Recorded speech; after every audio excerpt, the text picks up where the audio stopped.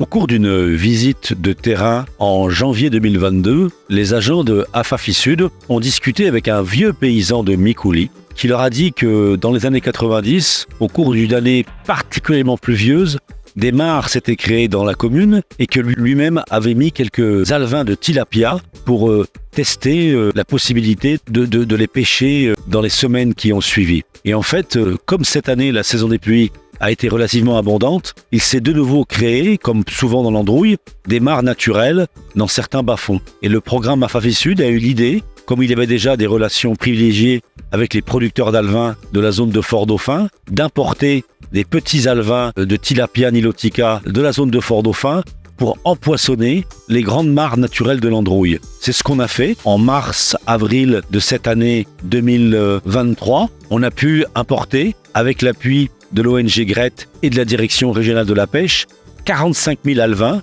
pour empoisonner 5 ou 6 mares naturelles que les agriculteurs de l'Androuille connaissent très bien, notamment dans la commune de Mikouli, mais aussi en Tanimour. Et quelques mois après, on a pu venir, comme l'illustrent d'ailleurs les images de ce film, avec les agriculteurs, récolter ces mares avec la surprise, l'excellente surprise de voir que de nombreux poissons s'étaient développés quasiment naturellement, même si dans certaines mares, on a pu, en discutant avec les paysans, voir comment nourrir un peu les poissons. Et on s'aperçoit que quelques mois après, on arrive à avoir des tilapias en quantité et en qualité d'une manière assez incroyable.